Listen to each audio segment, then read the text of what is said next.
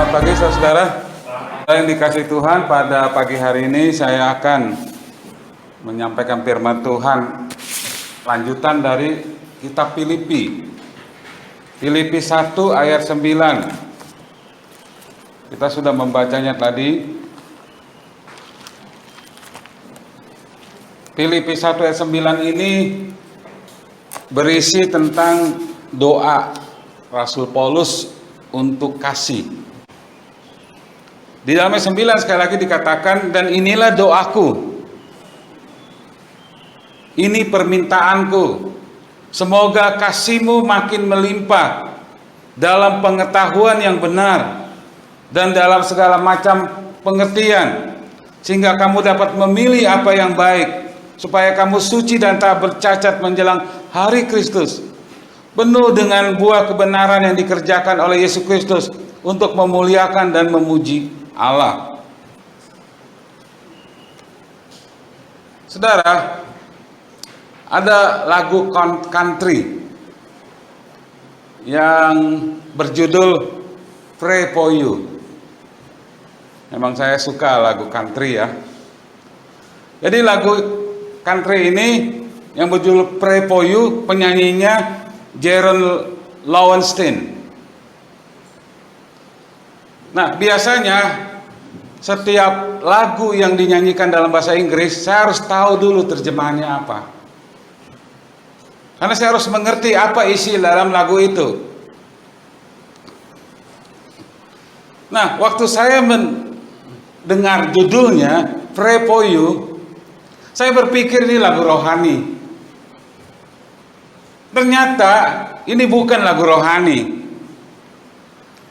Lagu ini diciptakan didasarkan pada perpisahan pahit yang dialami dengan pacarnya. Sebenarnya lagu yang berisi pengalaman seseorang yang putus dengan pacarnya dan dia merasa kecewa, pahit, sakit hati dan sebagainya. Nah, perhatikan kata-kata dalam lagu ini. Dan saya sudah melihat di YouTube lagu ini menjadi perhatian podcast ya. Orang banyak bertanya tentang lagu ini dan tertawa tentang lagu ini. Saya sendiri waktu mendengar kata-kata dalam lagu ini, dalam satu sisi saya tertawa. Ini lucu ya.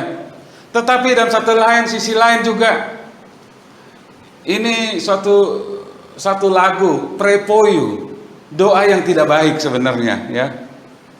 Jadi isinya kata-katanya begini. Kata-kata dalam lagu itu ya. Saya belum pernah ke gereja. Saya tidak ingat kapan segalanya berjalan baik sampai semuanya menjadi berantakan. Itu dalam pendahuluan lagunya. Jadi saya mendengar khotbah pendeta. Pendeta itu memberitahu saya apa yang harus saya lakukan. Saudara bisa baca ya terjemahannya seperti ini ya, kurang lebih. Pendeta itu berkata, Anda tidak bisa membenci orang lain yang telah berbuat salah kepadamu. Pendeta itu juga berkata, terkadang kita marah, tetapi kita tidak boleh mengutuk. Biarkan Tuhan yang baik melakukan pekerjaannya dan kamu hanya berdoa untuk mereka. Itu lagu dalam bait yang pertama. Biarkan Tuhan yang baik melakukan pekerjaannya dan kamu hanya berdoa untuk mereka. Lalu di bagian kurnya, ini yang menjadi perhatian orang ya, bagian kurnya. Jadi dalam lagu itu dia berkata, saya berdoa sesuai dengan anjuran pendeta ya. Saya berdoa supaya rem dia blong saat menuruni bukit. Saya berdoa agar pot bunga jatuh dari jendela dan mengenai kepalanya seperti yang saya inginkan. Saya berdoa hari ini agar ulang tahun dia tidak ada yang mengucapkannya. Saya berdoa semua impiannya tidak pernah menjadi kenyataan. Ketahuilah, dimanapun kamu berdoa sayang, kamu berada sayang, aku berdoa untukmu. Saudara, ini lucu ya. Pendeta mengajarkan dia supaya berdoa, jangan mengutuk, jangan marah. Jadi dia berdoa. Dia berdoa supaya pacarnya itu waktu turun dari bukit remnya blong. Dia berdoa juga waktu pacarnya ada di dalam ketinggian, dalam pesawat, mesin pesawatnya mati. I pray, kata dia, saya berdoa supaya impiannya tidak menjadi kenyataan.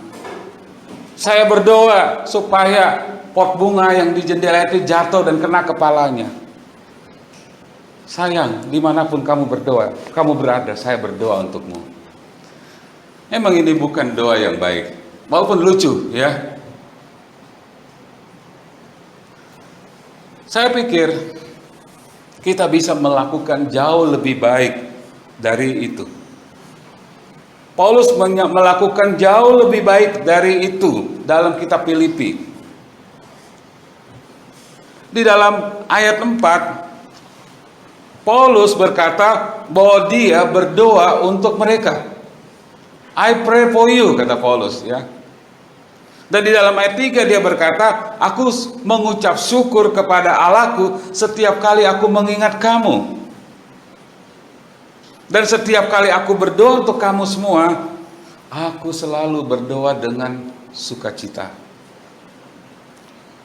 Memang saudara, setiap kali Paulus menulis surat kepada jemaat-jemaat yang dia pernah layani, dia selalu menyertakan doa kepada jemaat di Kolose, jemaat di Efesus, kepada jemaat di Tesalonika, Timotius, kepada Filemon.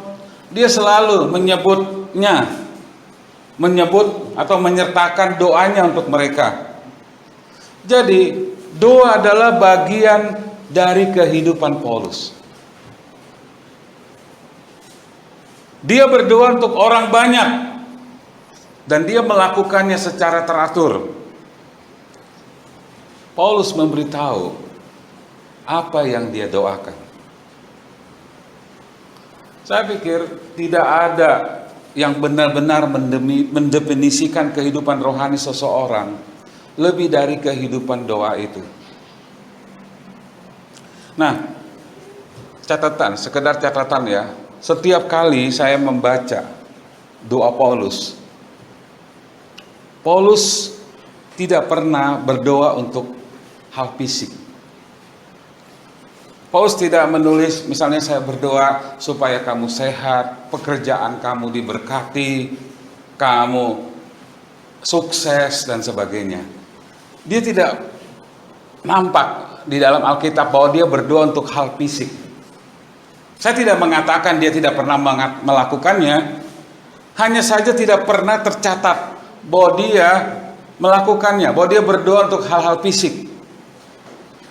Apa yang dia doakan, apa yang dia minta dari Tuhan untuk orang-orang yang dia doakan adalah hal-hal yang jauh lebih penting daripada sekedar berkat jasmani atau penyakit fisik. Dia berdoa secara khusus soal masalah hati. Ini yang penting. Saya harus memperbaiki doa saya untuk jemaat, untuk anak-anak saya. Kami selalu membawa grace dalam doa. Dan saya selalu isi doanya, dia diberkati, sehat, sukses. Tapi ada yang jauh lebih penting yang harus didoakan, yaitu soal hatinya. Di dalam Filipi pasal 1 ayat 9 kita menemukan Paulus berdoa untuk kasih. Dikatakan dalam ayat 9, inilah doaku, semoga kasihmu. Dia berdoa satu hal khusus di atas segalanya, yaitu kasih. Dia berdoa untuk kasih mereka. Pertanyaannya, mengapa Paulus berdoa untuk kasih mereka? Karena kasih adalah ciri-ciri dari iman mereka. D.L. Moody mengatakan, seseorang bisa menjadi seorang dokter yang baik tanpa mengasihi pasiennya. Seseorang bisa menjadi pengacara yang baik tanpa mengasihi kliennya. Atau seseorang dapat menjadi seorang geologi yang baik tanpa mengasihi ilmu pengetahuan. Tetapi seseorang tidak akan pernah menjadi orang Kristen yang baik tanpa kasih. Dalam 1 Korintus 13 ayat 13 dikatakan, demikianlah ketinggal ketiga hal ini, yaitu iman, pengharapan, dan kasih. Dan yang paling besar di antaranya ialah kasih. Saudara, saya setuju apa yang dikatakan D.L. Moody. Anda tidak akan pernah menjadi orang Kristen yang baik, walaupun Anda pengetahuannya besar, walaupun Anda punya pendidikan teologi atau pendidikan sekuler yang hebat, tapi Anda tidak akan pernah menjadi orang Kristen yang baik tanpa kasih. Yesus sendiri berkata, dengan demikian semua orang akan tahu bahwa kamu adalah murid-muridku, yaitu jikalau kamu saling mengasihi. Jadi Paulus mau menunjukkan kepada kita ungkapan terpenting dari iman Kristen itu adalah ungkapan kasih. Maka dalam doanya ini dia berkata, aku berdoa, inilah doaku, semoga kasihmu makin melimpah. Saudara, orang-orang Yahudi pada zaman dulu, dia memiliki pepatah bahwa Tuhan tidak ada di mana-mana. Sekali lagi ya, orang Yahudi pada masa dulu memiliki pepatah bahwa Tuhan tidak ada di mana-mana. Dan karena itu dia menciptakan ibu. Saya pikir ini pernyataan, ya ini hanya sekedar pernyataan daripada pernyataan teologi. Pasti orang Yahudi tahu Allah Maha Besar, Allah ada di mana-mana. Tapi itu sebuah pepatah bahwa Tuhan tidak ada di mana-mana. Karena itu dia menciptakan ibu. Nah, pernyataan dari pepatah itu maksudnya cara Tuhan mengungkapkan kehadirannya begitu sering melalui kehidupan seorang ibu yang saleh. Karena ibu menggambarkan orang yang mengasihi tanpa syarat. Orang yang mengasihi tanpa syarat. Sejak anak itu lahir, bahkan masih dalam kandungan, ibu pada umumnya merawat tanpa syarat. Jadi di sini dikatakan, inilah doaku supaya kasihmu makin melimpah. Paulus sedang berbicara tentang kasih yang dewasa, kasih yang matang. Nah, ada 4 sifat kasih yang dewasa dalam doanya ini. Yang pertama, kasih kita harus berlimpah. Lihat dalam ayat 9 ini, perhatikan, dan inilah doaku, semoga kasihmu makin melimpah. Dalam bahasa Inggris, King James Version dikatakan, inilah doaku, semoga kasihmu more and more, terus menerus, ya, bertambah. Jadi kata berlimpah artinya melebihi jumlah tetap atau ukuran tetap. Kalau Paulus berdoa semoga kasihmu makin melimpah, artinya sudah ada kasih di dalam jemaat itu. Jemaat itu ada kasih, dan Paulus sendiri sudah merasakan kasih yang ditujukan oleh jemaat kepadanya. Itu dia tulis dalam suratnya dalam Filipi 4 ya. Jadi Paulus sudah merasakan kasih mereka dan dia ingin kasih dalam jemaat itu makin berlimpah, meningkat, meluap. Saya yakin kasih yang dimaksud ini adalah kasih satu sama lain. Kasih satu sama lain, kasih di dalam jemaat itu harusnya bertumbuh.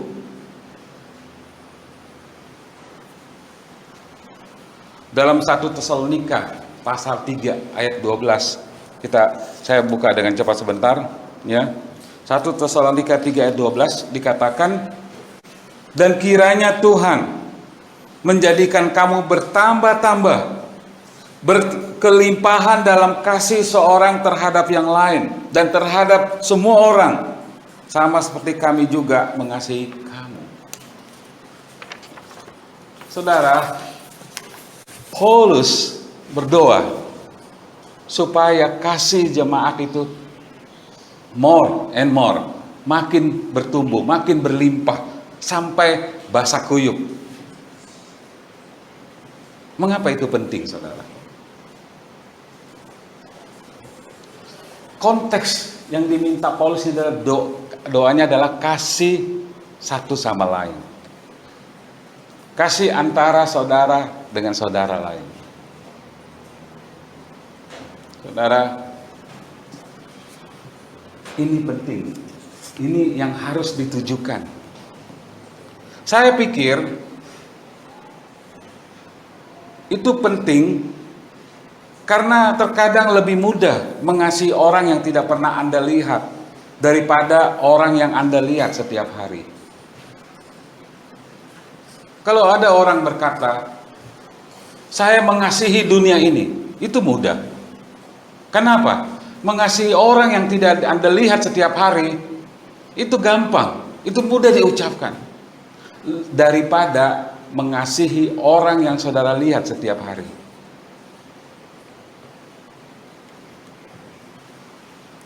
Memang mudah mengatakan saya mengasihi dunia. Tetapi orang-orang di rumah Anda sendiri, orang-orang yang ada di teman sekerja Anda, terkadang sulit untuk dikasihi. Jadi Paulus berdoa supaya kasihmu satu sama lain bertumbuh, makin berlimpah. Itu seperti selangnya, selang kasih yang terus mengalir. Saya membaca salah satu sejarawan gereja bernama Tertullian. Pada waktu itu Tertullian menulis, ketika gereja mulai berkembang pesat di Kekaisaran Romawi, pemerintah Romawi mengirim mata-mata ke berbagai gereja karena mereka takut kelompok orang-orang Kristen ini akan sangat tidak setia kepada pemerintah Romawi. Jadi salah satu mata-mata pergi ke gereja, masuk dalam gereja. Dan setelah dia masuk ke dalam gereja, dia membuat laporan apa yang terjadi dalam gereja. Dia tulis begini, mata-mata Romawi. Saya datang ke gereja, saya menemukan orang-orang Kristen adalah orang yang sangat aneh. Orang-orang dalam gereja itu berbicara tentang Yesus yang tidak hadir. Tetapi yang tampaknya mereka harapkan setiap saat. Saya melihat bagaimana orang mencintai Yesus. Dan bagaimana mereka mengasihi satu sama lain. Jadi mata-mata ini melihat orang-orang di dalam gereja itu mengasihi Yesus dan mengasihi satu sama lain. Saudara, tanyakan pada diri kita masing-masing ya. Apakah kasih saudara sama satu sama lain makin melimpah? Kalau ada orang yang bilang, oh saya sudah mengasihi, saya sudah banyak mengasihi, jadi saya tidak ada lagi cukup kasih dalam diri saya, sudah cukup. Kesabaran itu ada batasnya, kasih yang saya miliki sudah habis. Saya pikir hanya masalah dia tidak mendapatkan sumber yang baik. Seperti selang, kita tancapkan, masukkan ke sumber air. Kalau airnya sedikit, maka selang juga akan keluar sedikit. Tapi kalau airnya banyak, maka air yang di selang itu akan keluar banyak. Dari mana orang Kristen mendapatkan kasih? Bukan dari membaca buku, bukan dari cerita-cerita, bukan dari pengalaman. Orang percaya mendapat kasih itu dari Roh Kudus, karena kasih itu dicurahkan kepada kita dan itu tidak pernah habis. Dan itulah sebabnya Paulus berdoa kasih satu sama lain bertumbuh, makin berlimpah, meluap.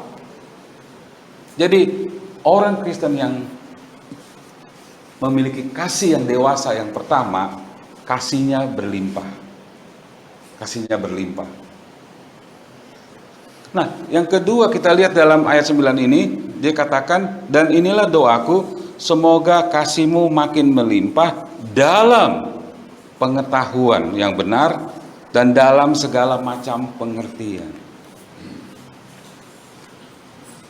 Jadi, Paulus bisa saja berkata, ayo, mari kita saling mengasihi. Lebih banyak, dan lebih banyak lagi. Tapi Paulus tidak sampai di situ, tidak titik. Dia juga berkata, semoga kasihmu makin melimpah dalam pengetahuan. Ini penting, saudara. Kenapa kita harus mengasihi dalam pengetahuan?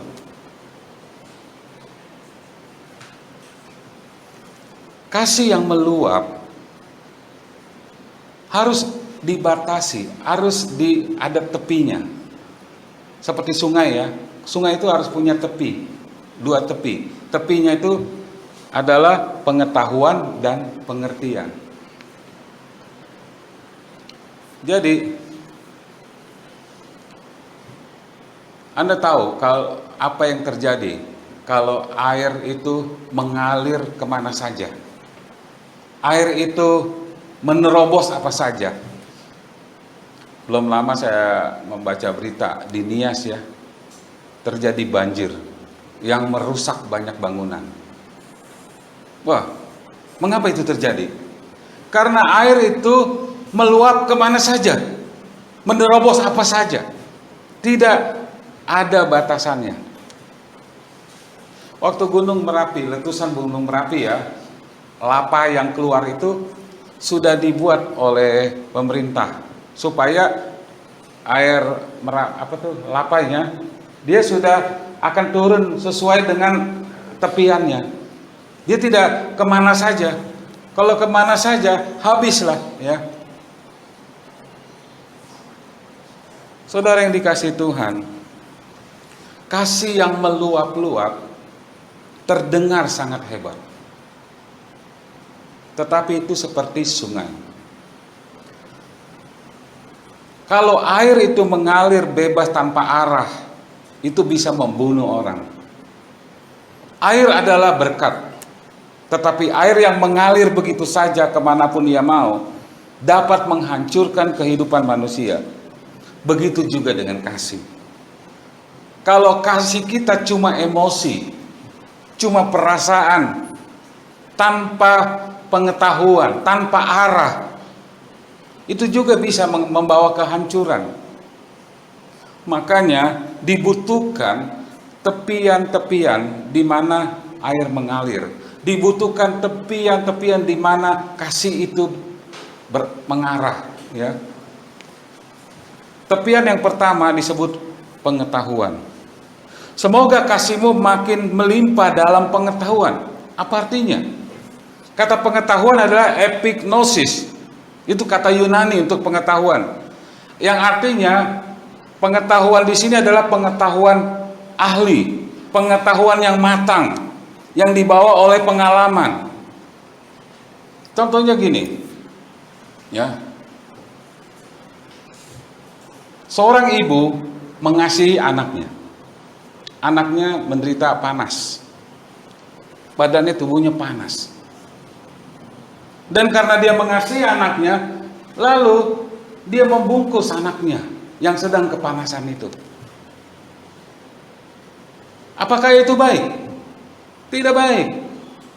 Kalau badannya panas, dia harus segera diturunkan.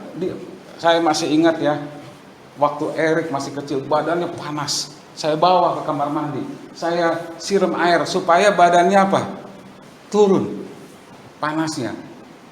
Mungkin itu tidak enak buat dia. Kasih harus ada pengetahuan. Ya, bisa saja ada anak yang batuk terus menerus. Akhirnya seorang ibu beli obat bebas di warung, dikasih obat batuk yang dosisnya tinggi. Dan memang anak kecil itu segera berhenti.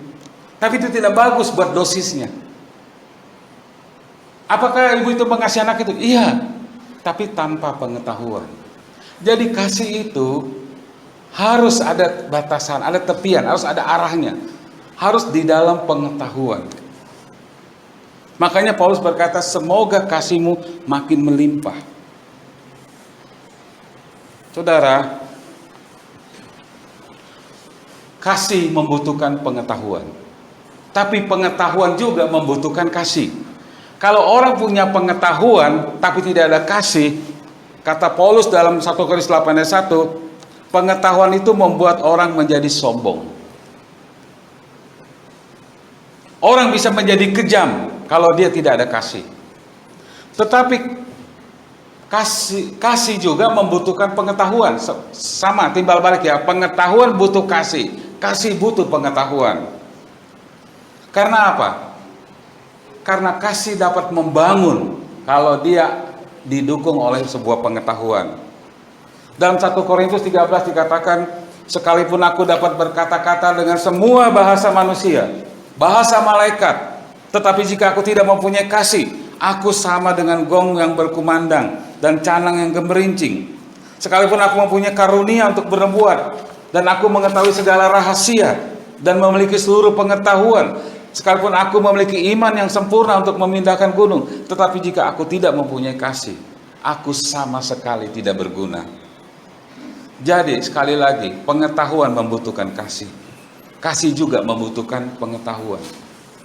Agar kasih itu menjadi kasih yang bertanggung jawab, Paulus mengatakan bahwa kita perlu pengetahuan. Saudara, di dalam Roma 10 ayat 2, Paulus berkata, sebab aku dapat memberi kesaksian tentang mereka, bahwa mereka sungguh-sungguh giat untuk Allah, tapi tanpa pengertian yang benar. Saudara bisa saja bersemangat untuk Tuhan, tapi tanpa pengertian yang benar. Kasih yang dewasa, yang pertama tadi harus berlimpah, bertambah. Yang kasih yang dalam segala macam pengertian. Jadi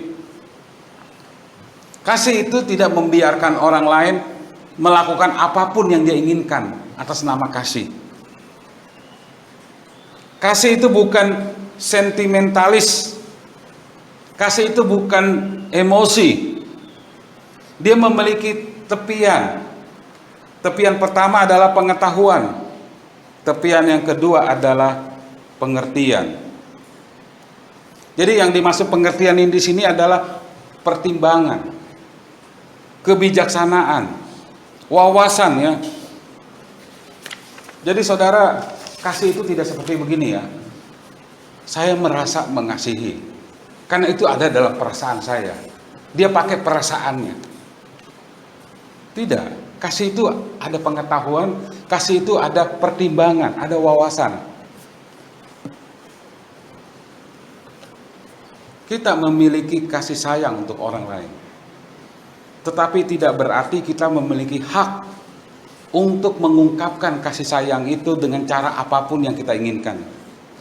Kita butuh kearifan, butuh pertimbangan.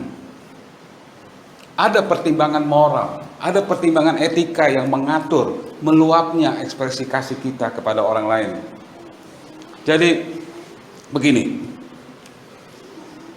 setiap orang tua harus mengetahui bahwa kasih diekspresikan dengan cara yang berbeda pada waktu yang berbeda kepada anak yang sama. Contohnya, suatu hari orang tua memberikan hadiah kepada anaknya. Wah, pasti ada senyum anaknya, ya. Itu kasih.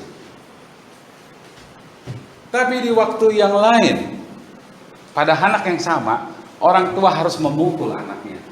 Itu kasih. Jadi, itu ekspresi kasih yang sah. Yesus Kristus sendiri di dalam pelayanannya, kadang-kadang dia menyembuhkan orang sakit. Tapi di lain hari, dia membalikan meja-meja di bait suci dan dengan cambuk mengusir para penukar uang. Kedua-duanya adalah ungkapan kasih. Sekarang banyak dari kita tahu ya, kasih yang sering dibicarakan, kasih Kristen itu kasih apa dalam bahasa Yunaninya? Siapa tahu? Kasih? Halo? Kasih agape, ya. Kasih agape adalah kasih yang mengungkapkan kasih Allah kepada kita. Dan dalam kasih agape dikatakan, ia tidak bersuka cita karena ketidakadilan, tetapi karena kebenaran. Jadi kasih harus melimpah. Kasih yang berlimpah tapi juga harus peka. Harus berjalan dengan pengetahuan dan wawasan. Ya. Jadi jangan orang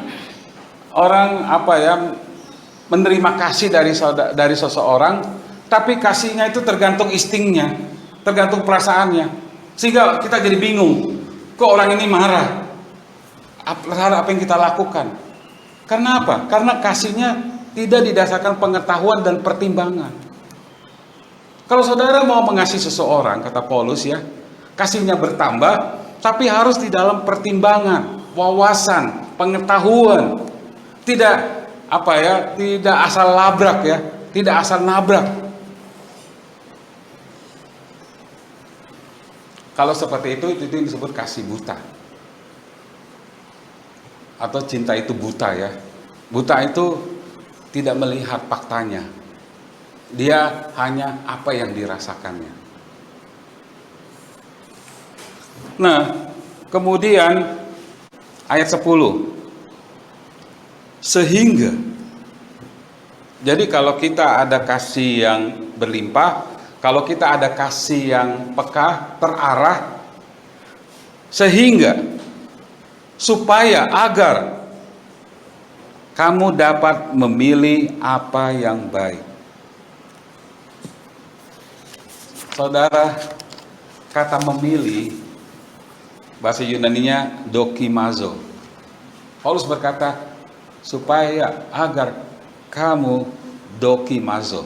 Dokimazo ini, kata ini digunakan pada zaman kuno untuk menguji logam. Jadi logam atau koin diuji. Apakah ini logam asli atau campuran? Tidak 100% asli. Jadi orang akan memeriksanya dan menguji kemurniannya. Jadi Paulus menggunakan itu, ya, agar kamu dapat dokimazo. Sebenarnya kata itu lebih cocok adalah menyetujui, ya, menyetujui. Jadi yang dimaksud Paulus sebenarnya masalahnya adalah bukan bagaimana perasaan saudara, tetapi yang menjadi masalah apa yang Alkitab katakan tentang perasaan Anda. Apakah ungkapan kasih saudara adalah kasih yang benar, kasih yang sesuai dengan pengetahuan, kasih yang sesuai dengan wawasan, pertimbangan, sehingga kita dapat menyetujui dokimazo, ya. Itu harus melalui pengujian, ya. Kita tidak sembarangan baru kenal beberapa menit lalu atau dia menulis Baru melihat foto saja dia sudah jatuh cinta. Kata cinta, kasih ya, itu masih palsu. Itu kalau diuji, dicek Dokimazo, kasih itu sebenarnya tanpa arah, tidak jelas, tidak ada pertimbangan, tidak ada pengetahuan di dalamnya, ya. Jadi kasih itu harus berlimpah, tapi kasih juga harus peka. Dan dikatakan sehingga kamu dapat menyetujui apa yang baik, supaya kamu suci, tak bercacat menjelang hari Kristus. Nah, ada kalimat yang kedua. Dan ini tadi yang kalimat tadi koma, lalu supaya. Tadi supaya kamu dapat memilih, supaya kamu dapat menyetujui. Yang kedua, supaya kamu suci. Kata suci di sini, ya, itu bahasa Inggrisnya sincere. Kalau Indonesia sincere, sincere, ya, sincere. Sehingga kamu sincere. Sincere ini berasal dari bahasa Latin, ya. Sebenarnya itu berasal dari bahasa Latin, ya, yang terdiri dari dua kata, sincera, sincera. Nah, kata ini dalam bahasa Latin aslinya adalah tanpa lilin. Jadi orang Inggris mengambil bahasa Latin ke dalam bahasa Inggris, sincere. Sebenarnya kata itu berasal dari sincera, yang berarti tanpa lilin. Kata ini digunakan, ya, di zaman kuno. Ada pedagang porselen atau pembuat patung. Dia akan mengukir patung dengan begitu keahliannya, dan dia mau menjualnya. Tapi sebelum dia menjualnya, dia harus memastikan bahwa patung itu murni, tanpa lilin. Tanpa lilin. Karena apa? Karena patung yang retak, ada retak, biasanya ditambal dengan lilin. Jadi ketika orang membeli patung, selalu bertanya, ini ada lilinnya enggak? Tanpa lilin enggak? Jadi ketahuan di mana? Ketika patung itu ditaruh di terik matahari, maka lilin itu dengan sendirinya akan apa? Ngencer, ya, akan meleleh. Jadi baru kelihatan retakan dalam patung itu. Nah, Paulus berkata supaya kamu tanpa lilin, sincere. Tanpa lilin artinya murni, tidak ada tambalan, asli, ya. Jadi kalau kita ada kasih yang melimpah, kalau kasih kita di dalam pengetahuan dan macam pertimbangan, sehingga orang bisa menyetujui sah kasih itu betul kasih, dan sehingga orang melihat bahwa ini murni kasihnya, murni. Jadi bagaimana kita tahu kasihnya murni? Melalui pengecekan, pertimbangan. Apakah kasihnya itu dalam pengetahuan? Saudara yang dikasihi Tuhan, ini penting karena kasih bisa menjadi palsu. Kasih bisa menjadi tercampur. Motifnya tidak murni. Kalau ada orang bercerita, seorang perempuan, ya, waduh, dia baik banget sama saya. Baiknya kenapa, saya tanya. Oh, dia sering memperhatikan saya, menanyakan saya udah makan atau belum, menanyakan saya udah mandi atau belum, ya, dan sebagainya. Apakah orang itu sungguh mengasihi tanpa campuran, tanpa motif yang tidak murni? Itu tidak murni. Karena apa? dari segi pengetahuan, dia tidak berhak menanyakan itu. Karena dia tidak bertanggung jawab untuknya. Ya, kan seperti saya singgung berkali-kali ya. Ada laki-laki, kalau laki-laki menanyakan Anda, sudah mandi belum? Ayo mandi. Siapa dia? Hah? Dia bukan yang ngurusin Anda. Anda bukan bayi lagi yang harus dimandikan, bukan? Dan dia pun, andai kata Anda harus dimandikan, bukan dia yang mandikan Anda, bukan? Terus, udah makan belum? Memang ada makanan yang dia kirim kepada Anda. Kalau ada makanan yang sudah dikirim oleh dia kepada Anda wajib dia bertanya, udah dimakan belum? Dia tidak berhak menanyakan itu. Kasih macam itu palsu. Kasih macam itu sebenarnya tidak ada nilainya. Kasih itu harus dalam pengetahuan. Lebih baik dia bertanya, apa kabar kamu hari ini? Cukup ya. Saya belum pernah percintaan orang barat itu nanyain udah makan, udah mandi. Hanya di Indonesia, saudara ya. Jujur, hanya di Indonesia yang kurang ajar, betul gak? Hanya di Indonesia yang terlalu kurang ajar, berlebihan dan kacau. Tapi di orang barat, mereka tidak menanyakan itu. Dia hanya bertanya, hai, apa kabar? Good. Are you okay? Kan itu pertanyaan dia. Kalau waktu dia bertanya, are you okay?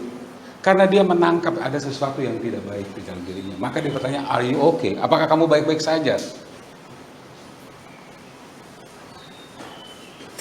Roma 12 ayat 9 berkata, hendaklah kasih itu jangan pura-pura. Jauhilah yang jahat dan lakukan yang baik. Saudara, kasih yang pura-pura, saya akan ambil dengan cepat ya. Itu contohnya siapa? Yudas Iskariot. Waktu dia di Taman Getsemani, Yudas Iskariot mencium Yesus. Tapi ciuman itu bukan karena dia mengasihi Yesus. Ciuman itu sebagai tanda untuk menangkap Yesus. Itu kasih yang pura-pura. Dia mengkhianati Yesus untuk 30 keping perak. Dan mengkhianati dengan apa? Dengan ciuman. Ungkapan kasih. Dia berjalan ke arah Yesus di taman, menghampirinya dan menciumnya.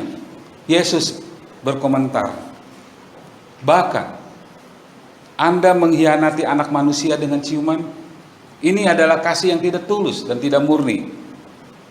Saudara yang dikasihi Tuhan, kasih kita harus berlimpah. Kasih kita harus peka, tanggap, sesuai dengan pengetahuan dan wawasan, pertimbangan. Kasih kita juga harus murni. Ya. Dan yang terakhir, dengan kita tutup dalam ayat 11. Kita baca bersama, 2, 3. Ayat 11 ada di sini? Ya, 2, 3. Penuh dengan buah kebenaran yang dikerjakan oleh Yesus Kristus untuk memuliakan dan memuji Allah. Ya. Penuh dengan kebenaran yang dikerjakan oleh Yesus Kristus untuk memuliakan dan memuji Allah. Apa arti semuanya ini? Jenis kasih yang merupakan buah kebenaran yang hasilnya adalah Allah dimuliakan. Jadi ketika kasih itu berlimpah, ketika kasih itu di dalam pengetahuan dan pertimbangan, itu adalah kasih yang murni.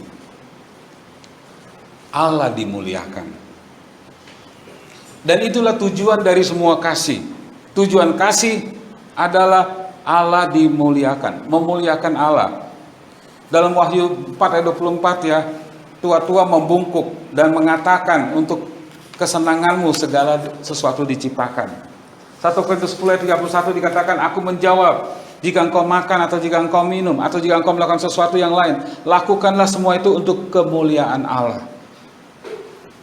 Jadi saudara, mari Paulus berdoa supaya kasih saudara makin bertumbuh, kasih satu sama lain.